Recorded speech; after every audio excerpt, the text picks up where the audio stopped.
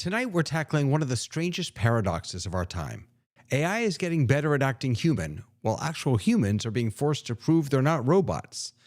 We're living in a world where your identity can be an avatar, your voice can be synthetic, and your proof of personhood might require scanning your eyeball. So the question is simple but massive. When everything human can be simulated, what actually makes us human? Let's get into it. Welcome.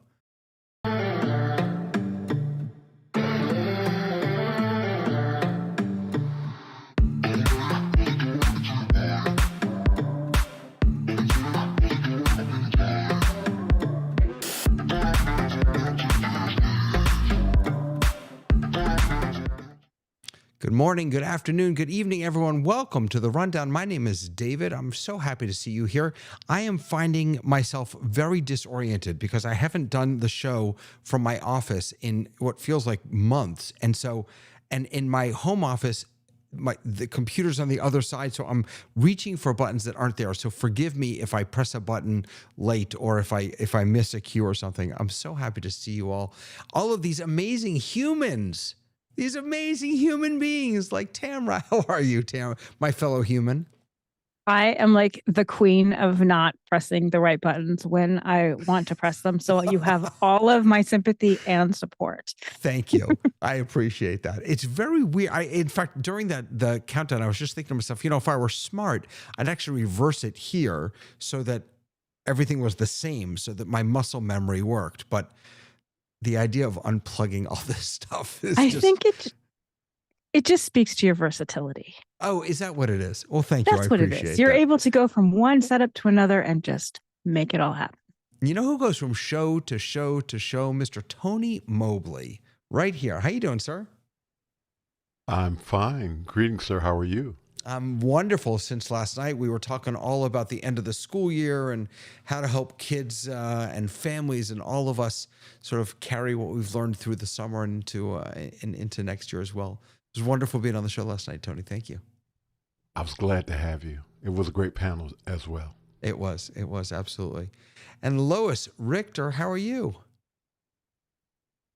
Oh, you're muted. She's not human. That's the problem. Yeah. Wait a minute. Well, I couldn't hear you. How do I prove that I'm human? Well, just because you can't hear me, that doesn't mean you can't see me. We're getting to that. How are you? Everything good? Glad to be here. Glad to be here. Good. And Dave Troutman, how are you, sir? I'm still glad to be here. Yes. Still glad. Every morning I get up, go, thank you. What is YEG on your lower third, your Zoom lower third? It says Dave Troutman YEG. I should know that. That's the airport signature for my city. Okay. YEG. YCC is Calgary. YEG is Edmonton. So fantastic. Thank you. YVR is Vancouver. If you're I learned something new. So, I learned something new. All the Canadian numbers start with a Y. So. Oh, do they really? And here's a little bit of trivia for you. Well, okay, this one I just learned a little while ago. Yep. YYZ is Toronto. And Rush, a rock band, have a song called YYZ. And it is actually about Toronto. But YYZ is the beat on it is Morse code for YYZ. And that's how the thing starts with a drum intro that is doing Morse code. So that's actually very cool. YYZ. That's cool information. That's very cool. And I love Rush. So there you go. Nice. Hey, look who it is. Bill Davis. How you doing, sir? I am doing great. And you remind me out of the radio days because on terrestrial radio, it used to be all the stations east of the Mississippi had one call letter sign, and all the ones west of the Mississippi had a separate call letter. If it started with K, it was west, and if it started with W, it was east. So those old days still prove probative for names. W for east makes sense totally. Yes. Do you know the Harry Chapin song WOLD? Yes. Fantastic. Yes. About his days spinning the songs on the discs. Radio. Yeah. Fantastic. And let's see, who do we have here? Oh my goodness. Mr. John Adelson. How are you, sir? Doing great, and my amateur call sign is K6JCI. I'm in California. But I grew up listening to WLW, the full power station in Cincinnati, Ohio. And love it. Morse code, I was one of the last people who got their amateur radio license when you had to know 5 words per minute of Morse code. Wow. So did it high. Did. That's cool. And for those of you who didn't have a chance to watch the test kitchen last week, John showed off a very cool little piece of a little app piece of tech that he discovered. And I don't know if we don't have time to get to it tonight, but it was very fun and very cool. So I felt guilty. I realized I'd just eaten up your whole weekend, but I must admit that the look on your face, it was it was a holiday gift look. It was like so I'd given much you a toy. fun. So much fun. All right, let's jump into it. Let's get into the. Dave, did you want to jump in and say something real quick? Nope. Okay. I saw you wanting to say something. You saw me throw to the, Oh, the you were intro. throwing. I'm sorry. Okay. All right. Phone ID. So this is the FCC in America because, we're America. They, as of April 30th, the FCC unanimously approved a proposal that would require telecoms to telecom providers to verify their customers' identities with a government-issued ID, a physical address, legal name, before activating your service, your phone service. My daughter just got a new phone. She, on a new line, she didn't have to do this yet. I don't think it has kicked in yet, but Caller ID. Brendan Carr says that some originating providers aren't vetting customers adequately, enabling bad actors to run illegal robocalling schemes. So on the one hand, yay, maybe no more robocalls. On the other hand, and this gets to our main topic for tonight, I have to prove who I am to purchase a phone, to make phone calls, to get be a in touch number, with my yes. mother. Yeah. Who still naively thinks that everything you do on the internet or on the telephone isn't already recorded, indexed, and logged somewhere? Yeah, I guess so. Yeah. But I'm not sure. It's very hard to escape that.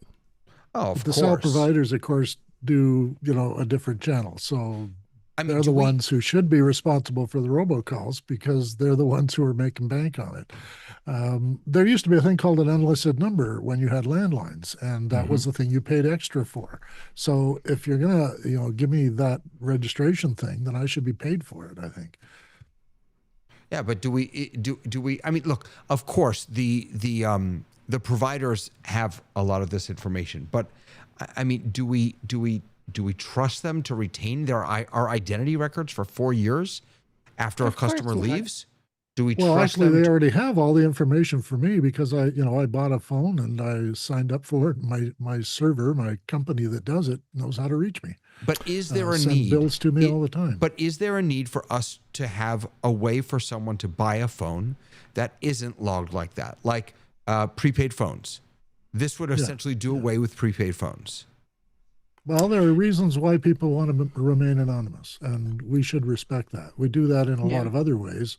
And some people with difficulty in the popular culture are discriminated against. So they should have the option of being able to have a phone that nobody can reach. It is getting tougher and tougher to do, though. Those old storylines that you used to see on things like 24, where Jack Bauer would suddenly have to go off the grid and he'd spend a year out checking into cheap motels and paying cash for everything, and so he could leave no footprint behind. I'm not sure that really exists anymore with all the voice identification stuff that's out there, and I'm not sure it's quite that possible still to truly disappear if someone is looking for you. I'm a great believer in anonymity by not being too special, but outside of that, I don't think there's very many ways to hide. What I are think they this using? all comes down to the basic identity issues. When we had landlines, the push was to associate a landline with a physical space. And when we put into 911 emergency, that was a way of you picked up a phone, they would know where you were calling from. When voice over IP happened, to be able to integrate with the 911 services, those people who were doing voice over IP had to request the address of where that IP phone was. And of course, that could be changed around and stuff. Phone company wanted to know your address because it wanted to connect it to your checking account or your credit card. So this is just sort of an extension of identity, knowing who your customer is. Do you think that this is something that the telephone companies are doing or interested in? My feeling is that it's coming from higher up and that they want to collect every bit of information about everybody that they can. It's still a double-edged sword. I mean, we have all heard those stories of somebody on an iPhone who's in the middle of nowhere, literally outside of all cell things, and the new satellite ping location thing will send a rescue team to pull them out of the middle of nowhere if their phone can see a satellite. And I think we all want that to exist in the world to take care of that specific edge case problem. But when you allow that to happen, suddenly you know that the grid is able to locate everybody on a wireless thing. It just brings up all the things I think we're going to be talking about tonight, which is what are the two edges of the double-edged sword, and where is our personal tolerance for losing privacy in favor of either security or safety or just convenience? Yeah, it's trade-offs. And I think with Lois, I think if you go back in history and see why these things are, there's not so much conspiracy theory. There was the whole 911. Why did you need to know the address? Well, that was a public safety issue. And so I think there are lots of these things historically were done for very good reasons, but they sometimes appear differently as we change our technology and change our ability to track people down. I was very glad that in Hawaii, when I saw somebody who had an accident on their bike and their location was known, and the paramedic drove up, and there was no house, no nothing. It was, they were on the beach. Mm-hmm. Go ahead, Dave. The excuse they're giving in the article is that it'll reduce robocalls. Right. It seems to be the poorest excuse I've seen for this kind of offer. It's similar to, we got to protect the children. It's just the thing that they can't control the cell companies, so they're going to control us. And I Wait, think that's really? sort of a bad trade-off. Yes. I'm not sure I buy that. I think that dealing with robocalls is actually a pretty significant challenge. It's an important thing to do, but the cell companies can do it. They're the ones giving out the numbers. And they can do that? I mean, I don't know. What do I know? Well, they're supposed to be able to determine if the person is using it to make hundreds of phone calls or calling everybody in a certain, we call them postal codes. Right, but of course you do that. Then how do you distinguish between the scammer and the politician who's trying to canvass? There may not be much difference. Yeah, well, okay, fine. I don't mind not getting those calls. They should be more creative in getting in touch with the voters. I feel that very strongly. You don't need robocalls to annoy people with. It used to be that all surveys were done with landlines in order to ensure they knew that it was a real person. Right. Now they're adding cell phones for surveys, and maybe there's a part of that has to be under control. But I think what Bill said, there's the two sides of the coin. Our CERT emergency planning services basically use robocalling to be able to call us when they need us to go out to help find a person with dementia who walked away from their facility.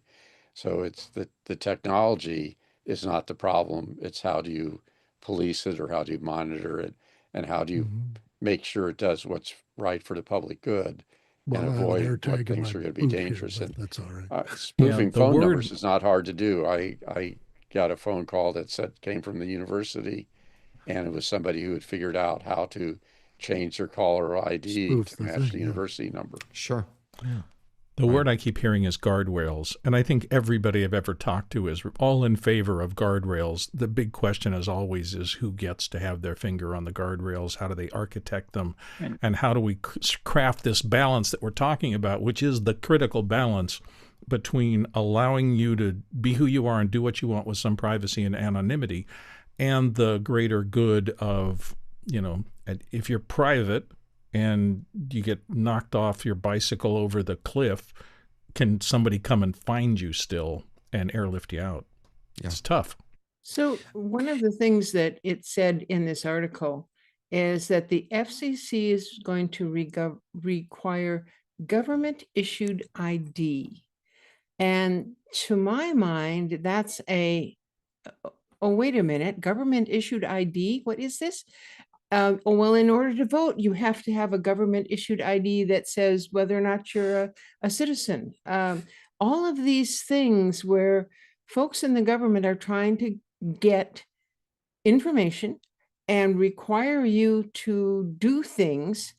I think that we're segregating our communities and our culture again by having things that are people that are willing to or enthusiastic about being monitored by the government, and people who don't have the resources to even get the stuff that is required in order to have a phone. So are we going to simply tell a bunch of people they can't have a phone because they can't afford it, and they just are going to use a pay by the call phone, which will be illegal now? There's more to this than this article says. Yeah, I think there are some huge access issues that are embedded in this that are a little bit scary. Yeah, definitely. All right, I'm going to push us forward because we got a lot to get to tonight. Anybody want a Google book? I'm a big fan of Google. Big fan. I've got family, full disclosure, I have family who works there. They've worked there for many, many years. I'm a big fan of Google, and I was a big fan of Chromebooks. Now, since I've gotten into this kind of stuff, I'm not anymore. I'm fully a Mac guy now. But when they first came out, they were fantastic. Like, for just everything I do was in the cloud. Everything I did, was in the cloud. So they were wonderful. They're perfect. So Google Books are Chromebooks with intelligence. They are rethinking laptops again, moving from an operating system, they say, to an intelligence system. Now, to be clear, Google is not actually building this. They are doing what they always do with their partners.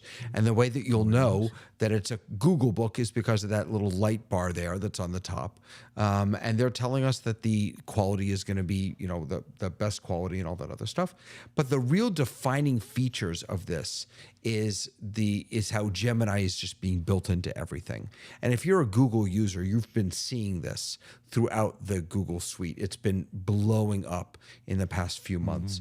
But now you just shake this is like their big invention here with this, is they're saying your mouse it hasn't been reinvented for forever. So you shake your mouse, and then all of a sudden you have Gemini at your beck and call, and you can look up photos. See, there you go. You can shake your mouse and you can ask questions about images. You can copy images. You can do all this stuff. I'm very aware of what Alex Lindsay taught me and many of us many years ago, that he said over and over again that the problem with, he was not quite as nice as I'm going to be when he said this, but the problem with Chromebooks is that there's no way to be creative on them. They're utilitarian, right? And he was absolutely right about that. So I'm aware of that, but I'm curious. I mean, is an AI first computer a good thing? Is a computer built around the idea of AI? The Google Book is revealing the future of operating locally without buying apps. You're going to be able to build your own environment in it. You're going to be able to have your own little shortcuts. You're going to have complete apps that it'll construct for you. And then as the demo went, you can have a whole plan for a trip and then just throw it away. You don't have to keep it. You don't have to buy it. You just get it to make something for you that does something you want. And then it becomes a Chromebook, a Google Book. We're all going to have to learn new words here. The Google Book is now Dave's book. It's not Mac's book, it's Dave's book. And I think that's really interesting. I think that's what everybody's going to move toward because of the ubiquity of people being able to learn, and not just our age. Earlier, people coming along are going to be much more comfortable telling their book what they want it to do and then letting it do that. And this, I think, is the first time Google sort of let the cat out of the bag, that if you're not doing this in the future with your laptops or your systems, they're not going to be with you. So being in the cloud, yeah, that's a bit of an issue still, but right now that's where AI lives. So Google Book is the interface. Bill, I'm going to come to you. I just want to say, full disclosure, I think this is a silly idea, but the way you just described it, Dave, makes a lot of sense. You can see this is part of the demo they showed, that you say, I need a widget for this activity or this thing that's coming up. And this was the power of the next box. Right. The next box gave you authorship of apps. Yeah. Yep. Yeah. So it pulls everything together and it puts it right in your computer, and then you're right, you throw it away, and you don't have to install apps because it can create whatever you need. That is, you're right. That I find very compelling. Go ahead, Bill.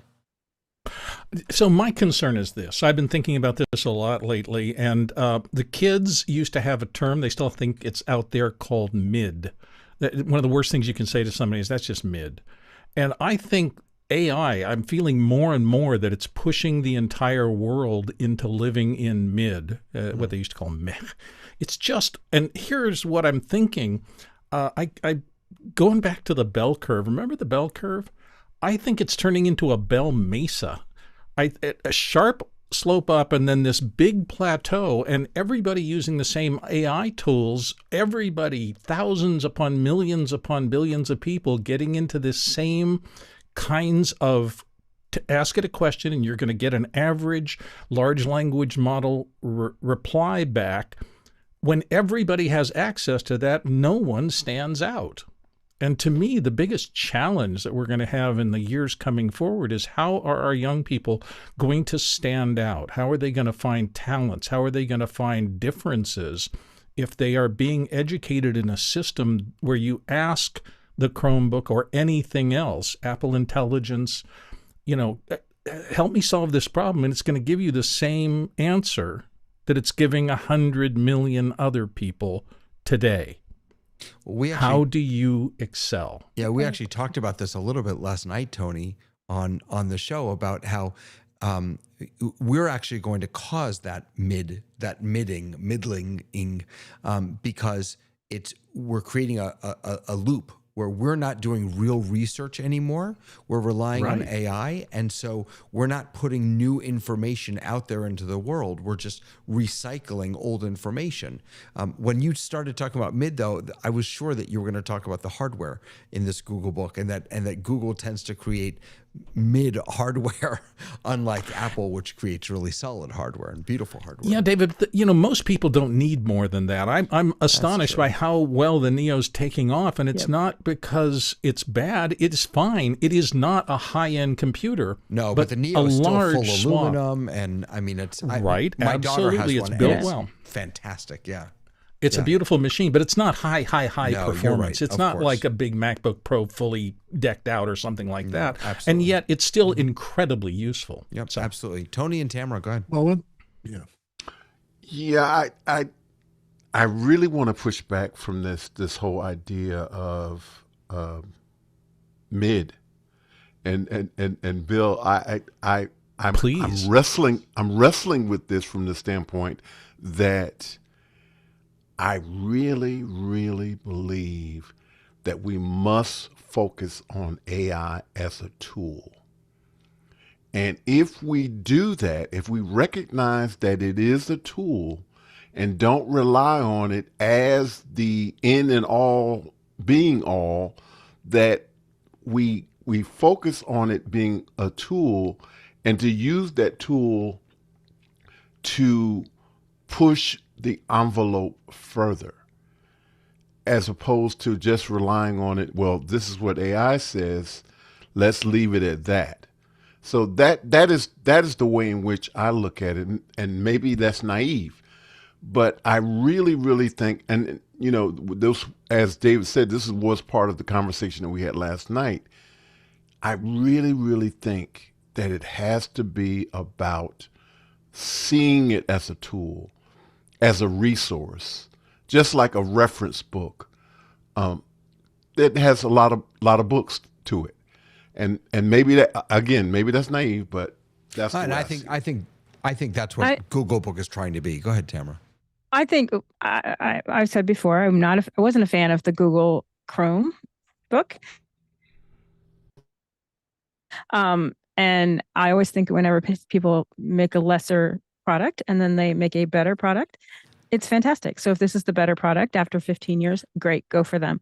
I think what it speaks a lot more to is how obsequious Gemini is in everything that we do, in the same way that Google became the search engine that everybody uses. And I think you're right in saying, people are going to be looking at Gemini, and they're going to be asking it the same things, and there's going to be kind of a flatness. But John Wallace points out in the chat that systems thinkers are always going to stand out.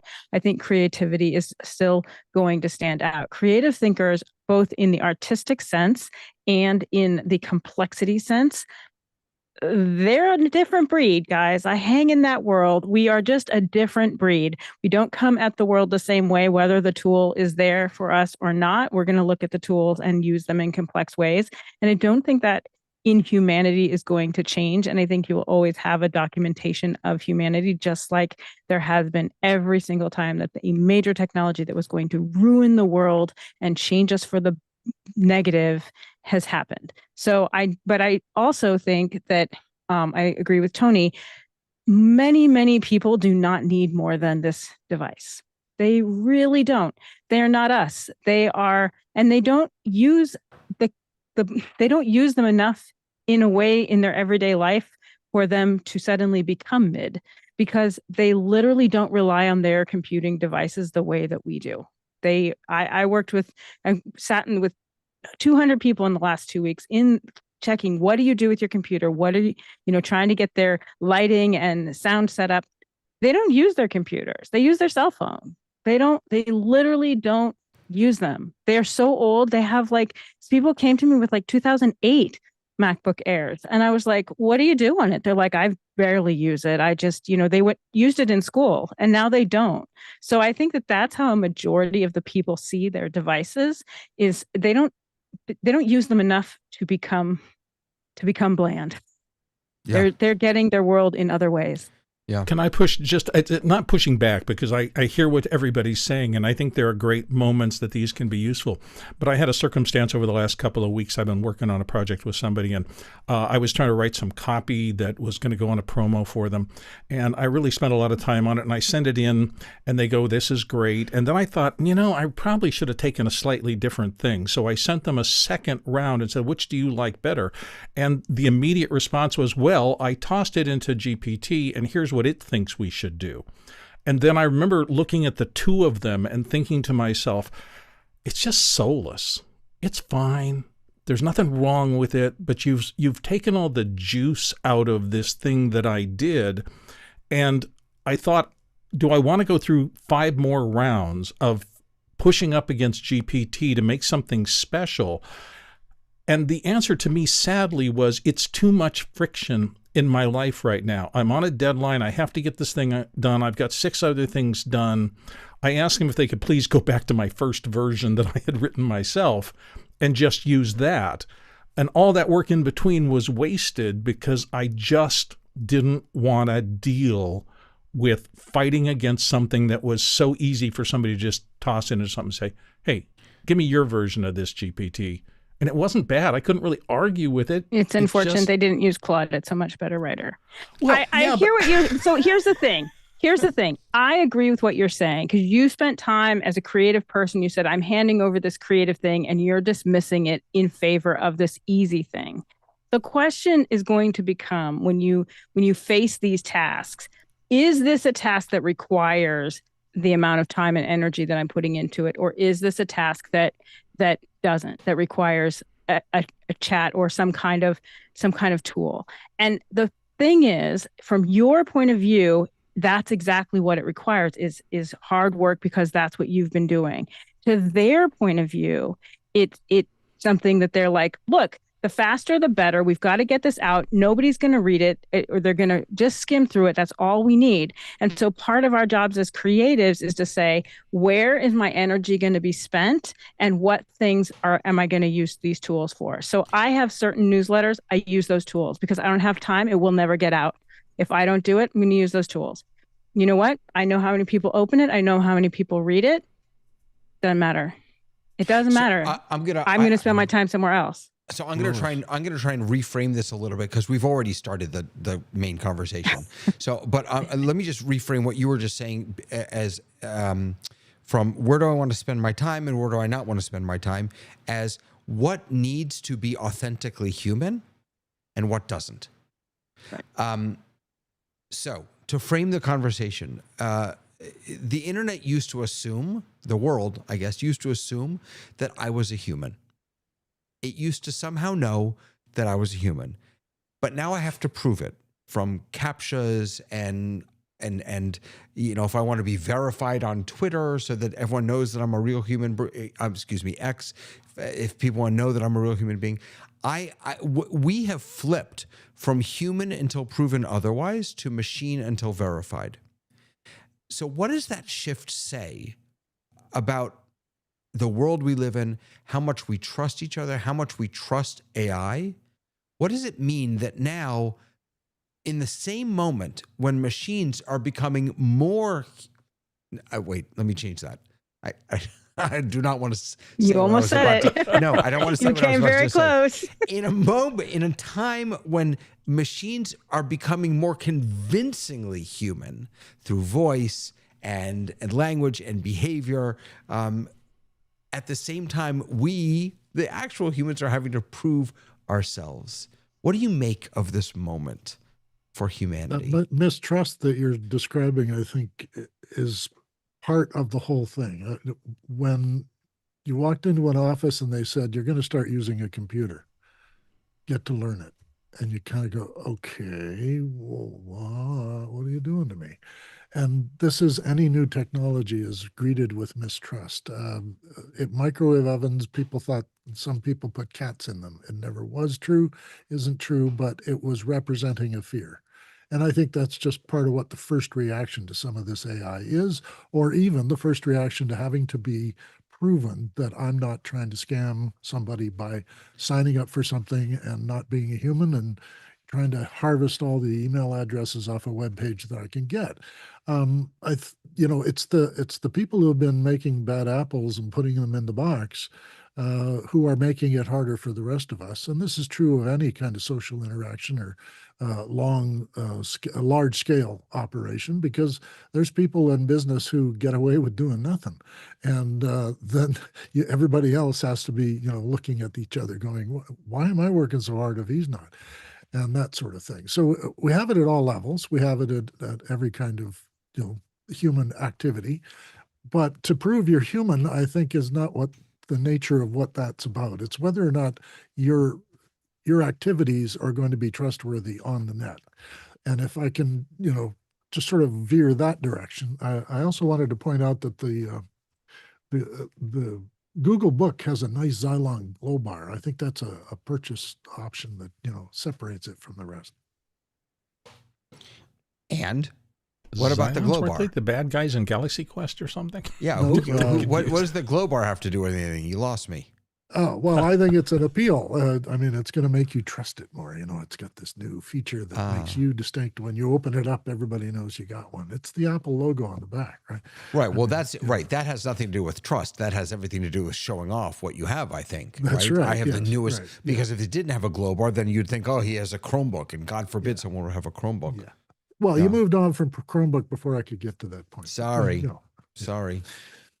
Anyway, but I think I've said what I said, because I think it boils down to just how much we feel when we encounter these things, what our reaction to them is, whether I can trust this or not, or should I not even be part of that organization because they want too much of my information. Right. What remains uniquely human when the Zoom CEO can show up to all hands meetings as an avatar, when lots of tools are inviting us and encouraging us to show up as avatars, as not real human beings. What when I don't have to, forgive me for saying this, but we don't need Bill to do voiceovers anymore, because we have 11 Labs. Right? We have really good voiceover tools right now. What remains uniquely human? It's the I feeling. think you mentioned Yeah, it's Zoom and emotion. the avatar that the CEO did, but Zoom also is working in the area of human trust. They're working with the world where you could prove that you're a human being. Avatars can be an agent, and we have people being agents for us now. We've had it for a long time. If anybody bought a house, you had a real estate agent. You worked through that agent who represented you at the closing.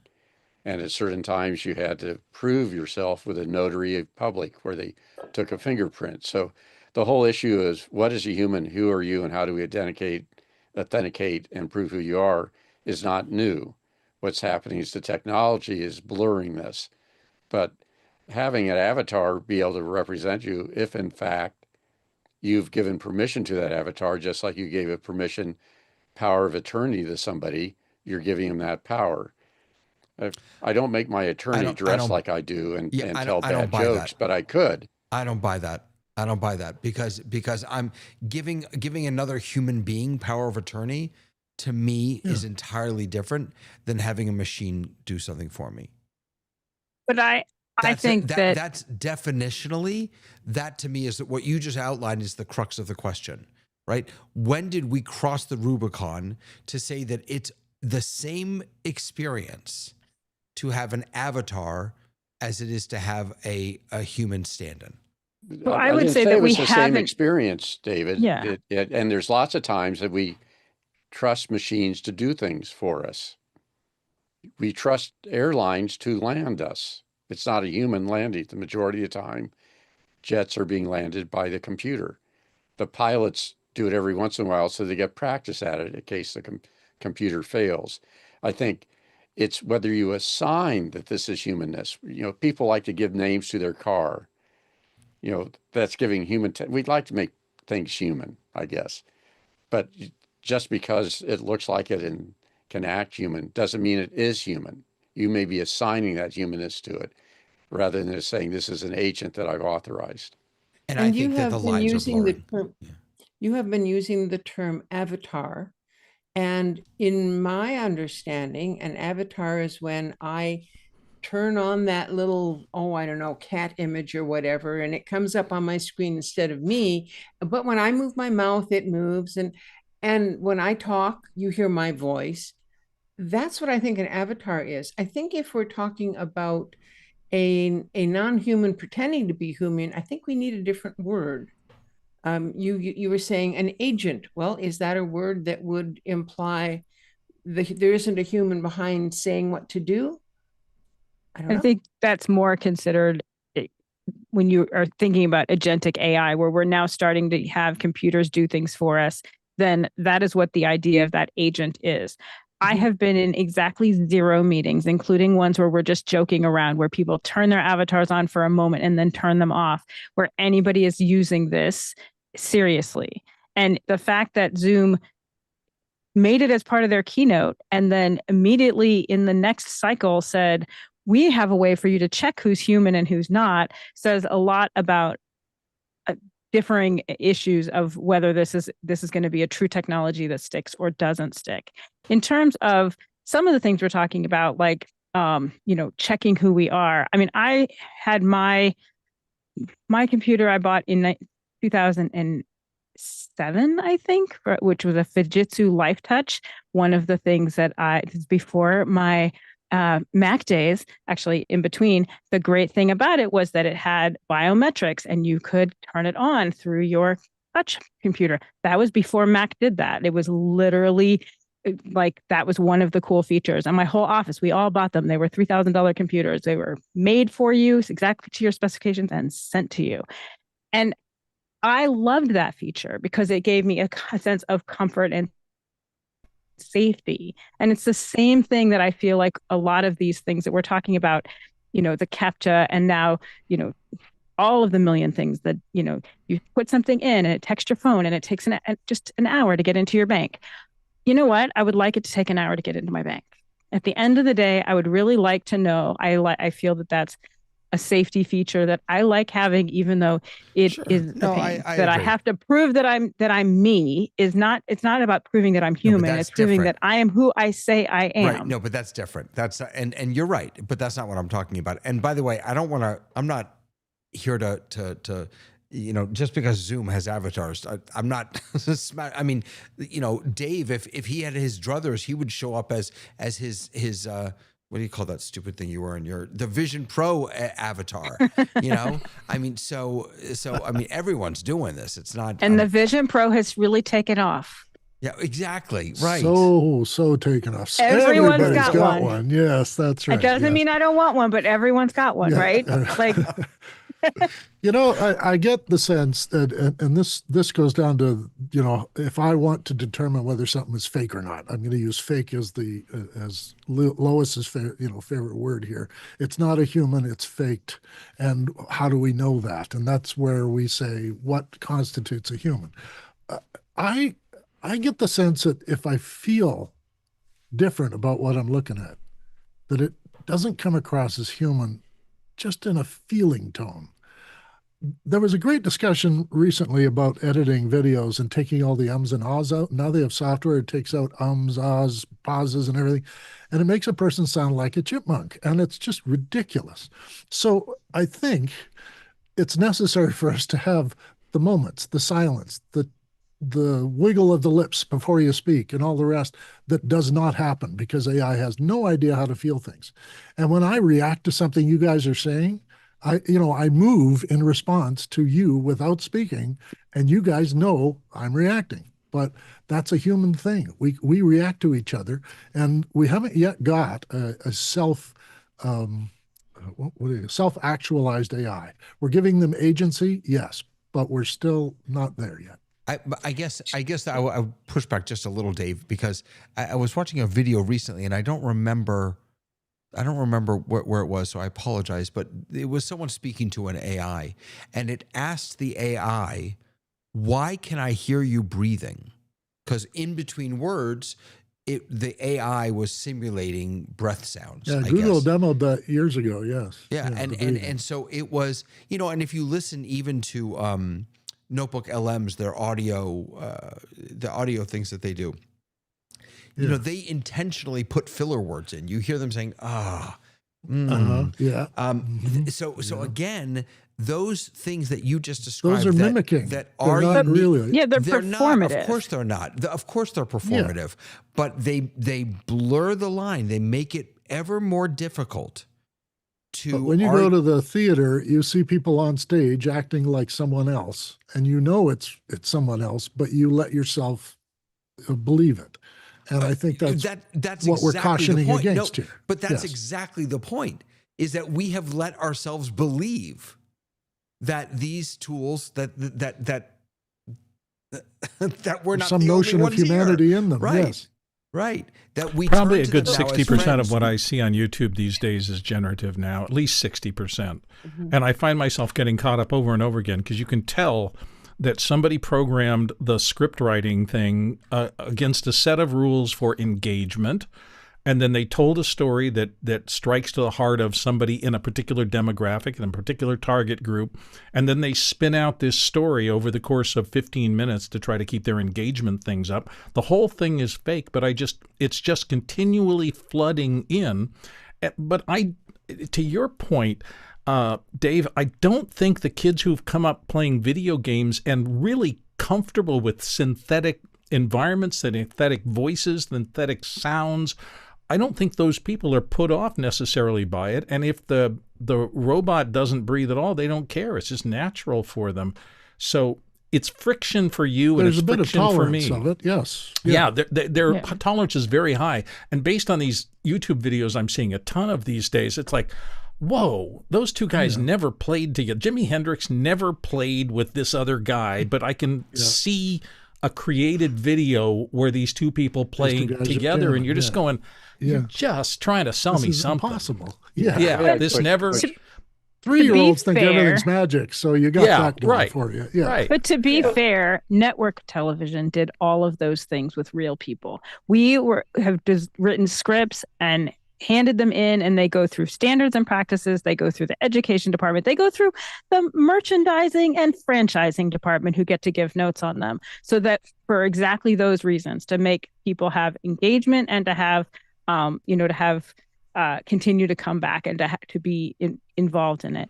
I think what we're talking about, though, is our willing suspension of disbelief, right? When we go and watch TV or we go and watch a movie, we watch a musical, we say there's a willing suspension of disbelief that people are going to break into song, and because we suspend our disbelief that is not what happens in real life, which is unfortunate, then we literally are fine with that fact. So what I think the bigger question is that you're kind of hinting around, David, is are we as humans having too much willing suspension of disbelief in everything that we see, and we don't have a distinction of when we are suspending our disbelief and when we are just in our disbelief? Are we naturally doing that, or are we being trained into doing that?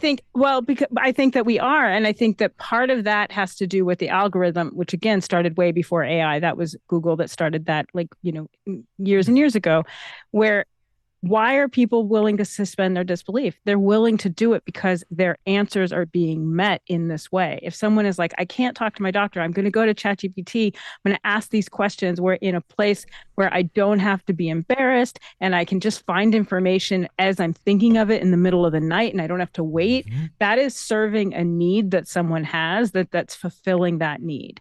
And are these algorithms and are these things that are fed to us continuing to feed that? Yes.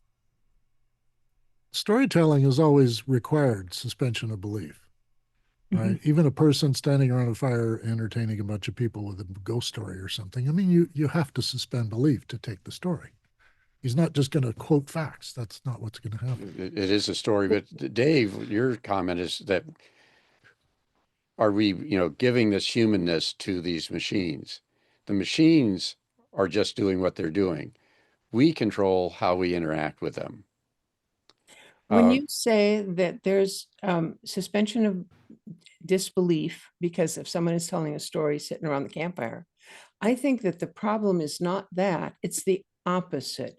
It's seeing the video about, the German prisoners of war in World War II who came over here, went to the Midwest and were astonished by how wonderful these people were, and they were German, and they have all of these storylines that you wish were true. And so sometimes it is easy to believe rather than trying to say, I wonder if that's true or not, because we like to have good stories. I think we're making a big mistake here because we're comparing apples and oranges. As soon as you said that, Lois, you made me think of the West Wing, because that's what I did with that, and what millions of people did with the West Wing is that we wanted to believe that could be a real thing. And we loved those characters. I mean, we genuinely, like when Josh got shot, I mean, like my world fell apart. But actors and television shows, and those are all still human beings that I'm relating to, or that I'm projecting on, or that I'm whatever. What we're talking about here is a fundamentally non-human thing. And so that is either, I don't mean this in a derogatory, but it is presenting itself, because we're telling it to, as human. And here's the very provocative question that just came into my mind. And feel free to ignore this question if it's too much. But at what point will we be debating in the halls of Congress whether a human being can marry an avatar that they met online? or the robot that's working in their, their A1 robot that's working in, or X1, whatever it's called, robot that's working in their house. I don't think we're that far away from that.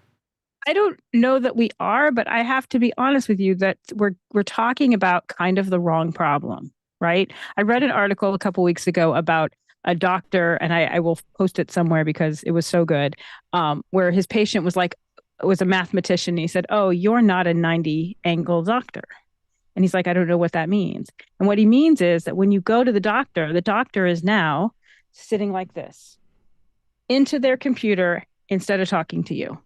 And I've been going to the doctor with my mom and with me and my, the other person I care give to, and almost everyone's a 90 angle doctor, because their job is, I have a few minutes with this patient. We can't ask questions in that meeting. We have to wait for another meeting to ask the questions. And even in that meeting, they're busy typing. She's got AI going, my girl. She's still typing into her computer. She barely looks at me. So the bigger issue is AI a problem? It's, have we created a system with technology where humanity has lost its way? And where we're not able to go to the doctor. Why are people going to ChatGPT? Because they have 90 angle doctors, where their doctors are doing everything they can to put in the referrals.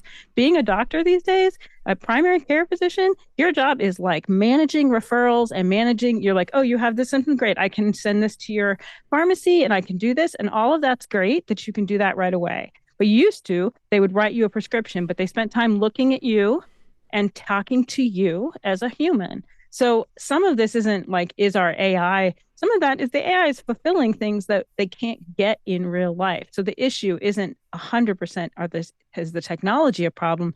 Is it us that are a problem? Have we stopped talking to people and treating people as humans? It sounds like you need to get new doctors. I'm gonna go. Ours don't do that. I'm going to go to Lois. I'm going to let you jump in, Lois, and Tony, if you have something else, Lois. But I just want to first mention that people have been talking about Joanna Stern's new book. Joanna Stern recently went independent, and she's now doing her own thing. She was she at the New York Times? Where was she before this? I'm forgetting now. Forgive me. She's been everywhere. She's been everywhere, yeah.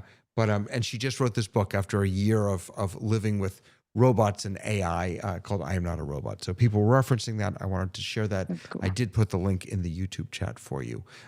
Lois, I interrupted you. Go ahead. Did you want to continue? That's okay. I think that the 90-degree doctors don't have to do that. They don't have to be that. When we go to the doctor in our medical system, the doctor's talking to us. Now, every once in a while, they'll slip into jargon. I have no idea what they're talking about.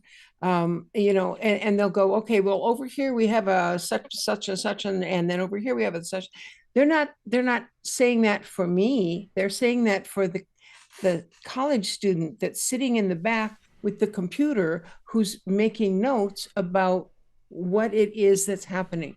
So I can talk to the doctor directly, and they can still manage to do all of those referrals and all of that descriptive stuff with other humans. So I hope that what Tamara is experiencing is not ubiquitous, is not common. Certainly hasn't been for us. Tony. Wow. I really think that this issue of AI and the human condition in terms of, whether the interaction is authentic or not, really goes to a issue of, again, this thing of character and authenticity, and the idea of how we engage with one another. The fact that someone has to talk to their AI about an illness, or talk to an AI about therapy, goes to a problem that we have continued to have forever. And the reason why I say that is the only difference from what we are dealing with right now in terms of things that have happened in the past is that because technology has made the world smaller and that we can all interact and see things that we would not ordinarily not see. And so this idea that all of a sudden now there is this machine that does not have empathy, but whether or not it is doing what we want it to do really falls back to that whole thing of how we fail each other. And when I say fail each other, I'm talking about how human beings fail each other. The fact that you have to interact with something that is artificial to get a need met speaks to the lack of compassion and humanness that we don't have. And we continue to fall into this whole thing of, well, technology can fix this, or technology can make. I love technology as much as anybody, probably more than a whole lot of people. But I do understand very clearly the way in which we teach, I was going to say teach, the way in which we interact with one another is the failing that all of this conversation is really sort of about. We just don't care about each other enough. Right. And when we do that, it can make a difference in how we interact with each other.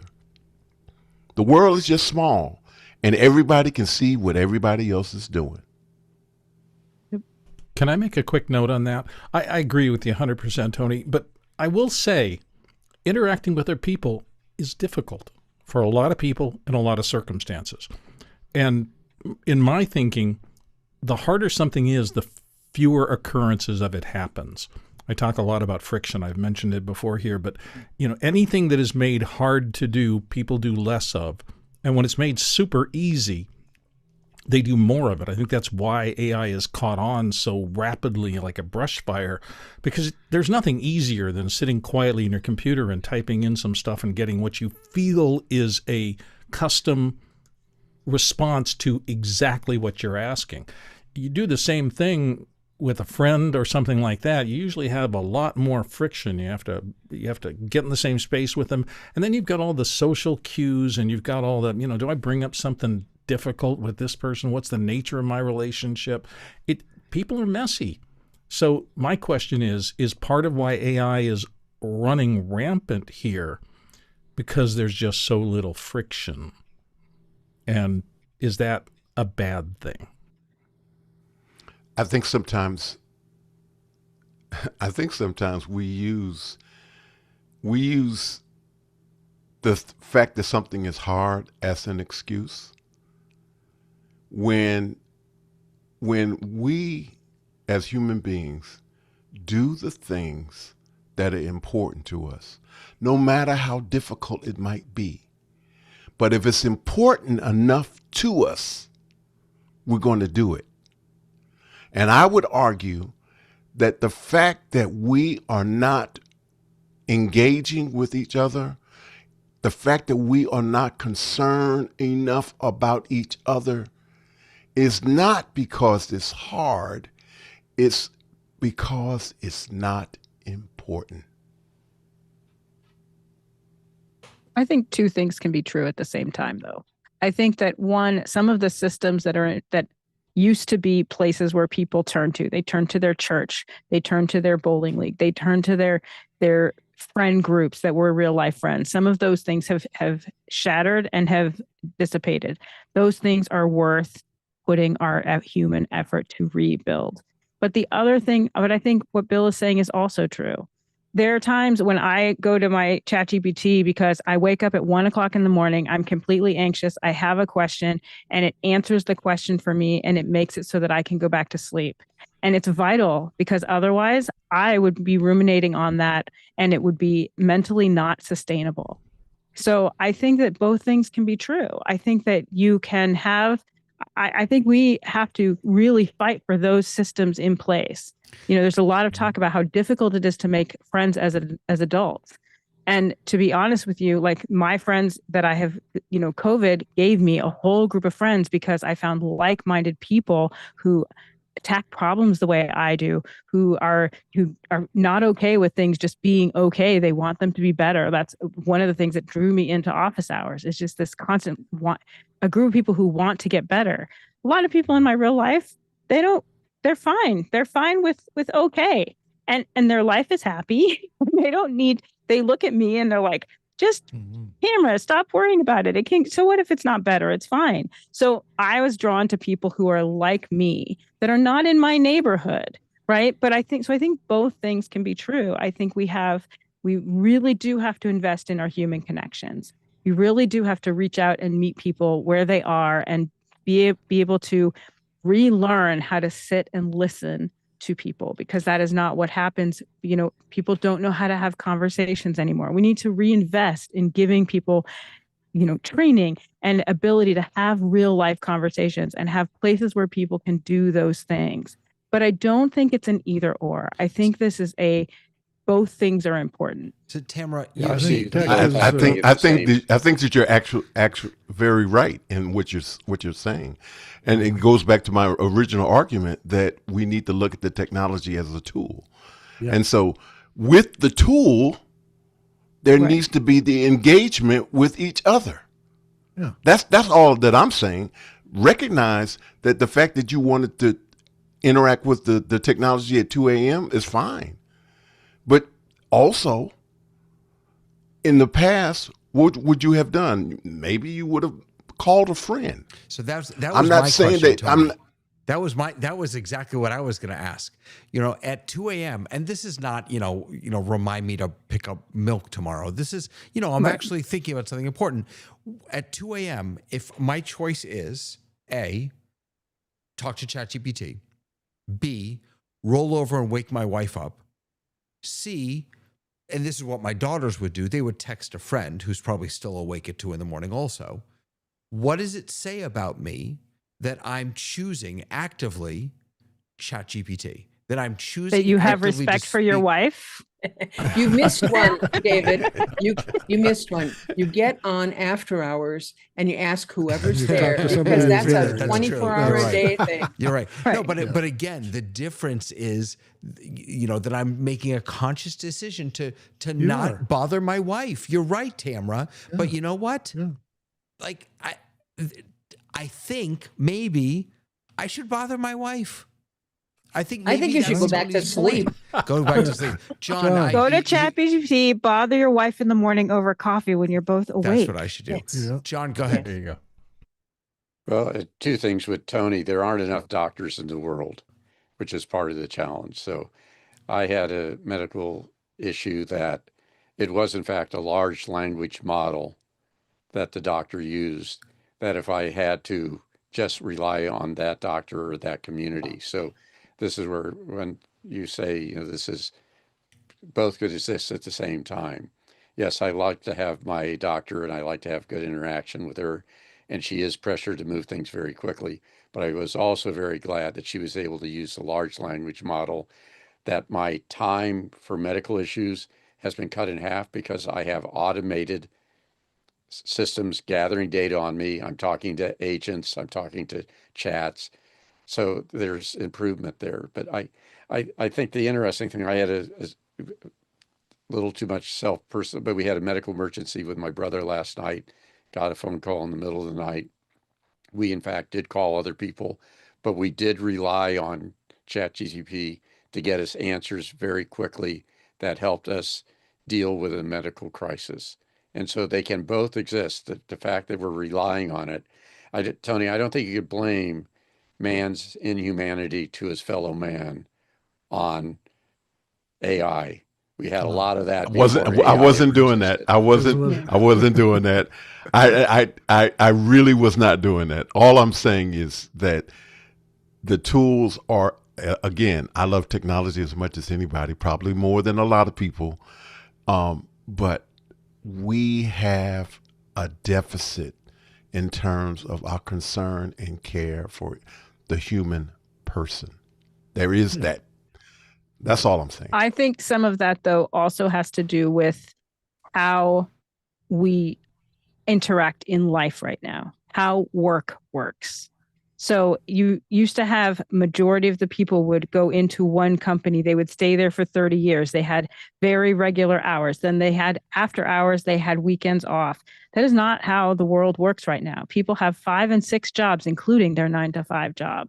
So there's a lot of things that have caused this rift in humanity. And so fixing it isn't just saying, hey, we should build these systems back up. It's also, we should look at how is the economy working and how are people paying their bills? And is that taking away from their interactive time?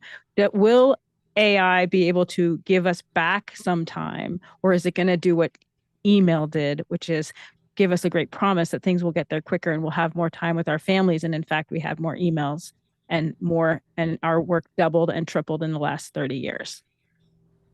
I think this is a continuation of a conversation we've been having about how much technology can diminish human contact and interrupt human contact, or be as Bill says, an instantaneous, easy way to do something instead of picking up the phone and talking to your dad or something. So I think that's what we always actually come to here, is that we always meet up against, it's a tool. Yes, it's a tool, but sometimes, and then we have that other problem of sometimes the tool gets between you and the thing you want to do. Sometimes a tool displaces whole communities. Yes. I want to go back to a question that David asked, half an hour ago. What does it mean to be human? What is my humanness? What is the thing about humans that I recognize or I acknowledge or I crave? And I think it's the physicality.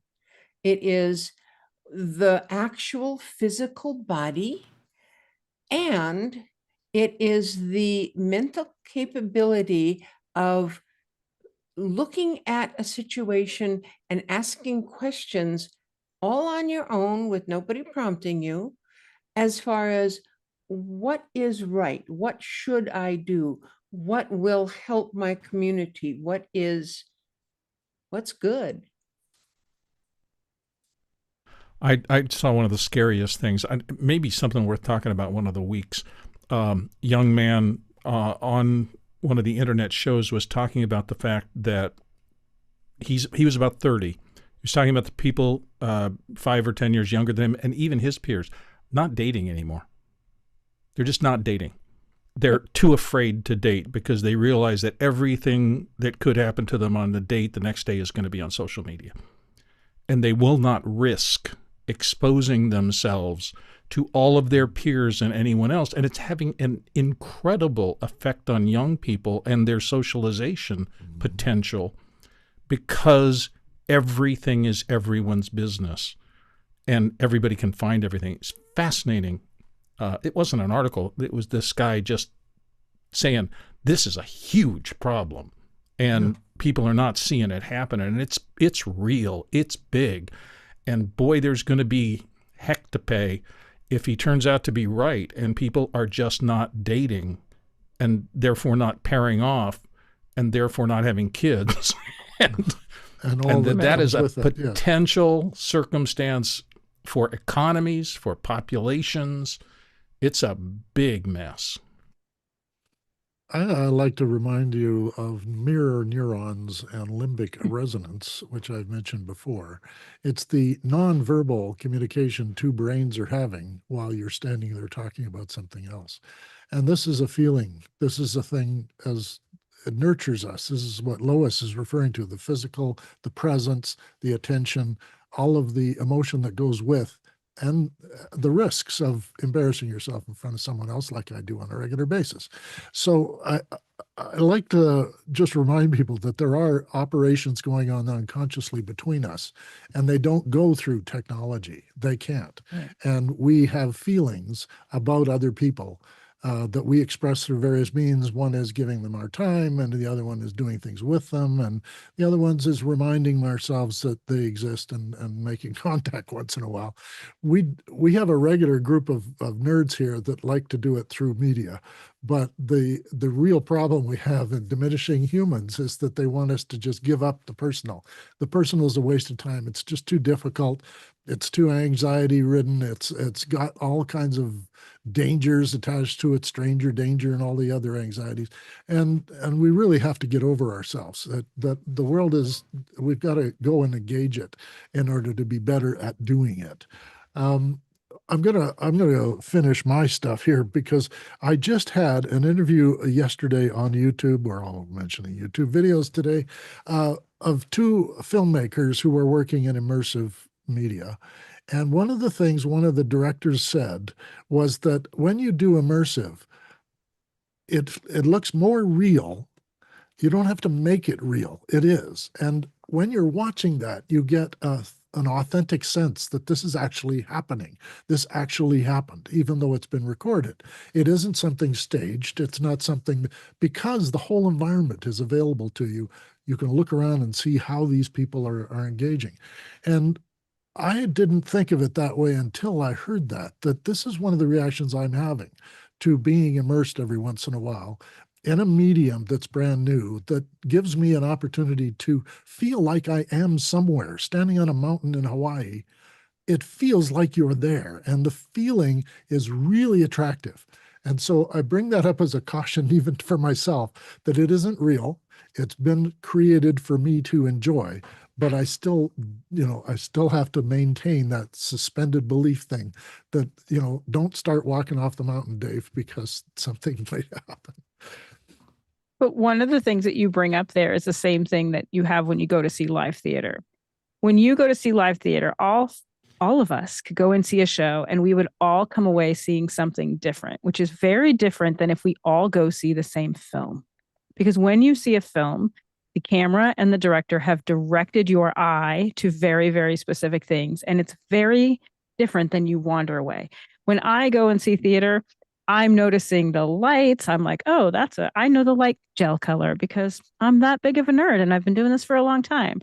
When I go with my friend who's a music director on Broadway, he and I go see the same show. We come out, we like it, and we saw a totally different show. When you're in an immersive environment, you still have agency as the viewer. And I think and it's the same.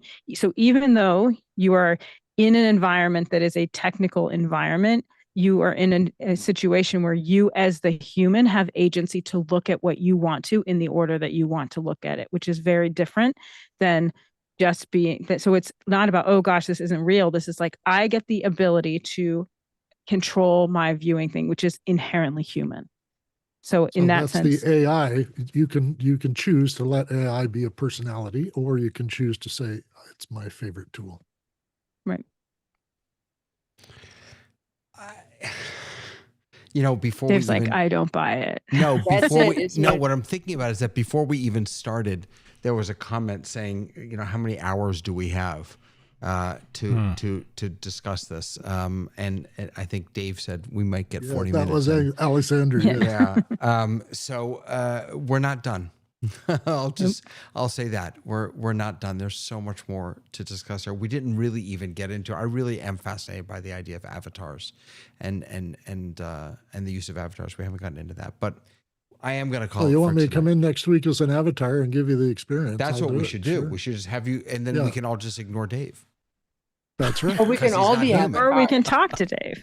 No, we can all be avatars. Or we could all be avatars. But here's the thing: he's not human when he's using an avatar. He's still behind that, right? Yeah. So it is still human. It is no different than it's a representation of Dave as if I had a costume on. Yes, I will tell you, I look way different in real life than I do in this little box. That's true.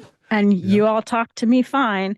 I look completely different, and so do most of you. Yeah. So from one human to all the other humans out there, I'm so glad you're with us. Human to human, human to human. And yes, I'm very glad that everyone's with us. Thank you, Gary and Alex. Who else do I have here? Let me pull it Roscoe, up. John Wallace, John. Roscoe. Yeah, thank you all for being here. Really appreciate you watching. And I owe an apology because after I set this stream up on the Office Hours channel, I also then duplicated it and set it up on the Rundown channel, which I forgot to do this week. So 10 minutes into the show, my wife and daughter were calling me hysterical. Where are you? Why isn't the show going? I just forgot to put it up, and I apologize for that. But it's on the Office Hours channel, and we are proudly an Office Hours show, and you should definitely check out all the other Office Hours shows that we have, including tomorrow morning. We will have another question. Oh my God, that was John. There we go. No, put it back. No, I didn't have time to bring it up, John. Put it back. We have lots of other. He's getting it. There we go. Thank you. We have lots of other wonderful shows coming up. And there's Lois. Oh my God. Okay, I'm calling it. We're cooked. We're done. That's the end. Join us tomorrow morning. Join us Friday, tomorrow afternoon for Zoom Test Kitchen. We'll see you all next week. Have a fantastic weekend, everyone. Bye. I love my avatar. Hey, Panda, how you doing?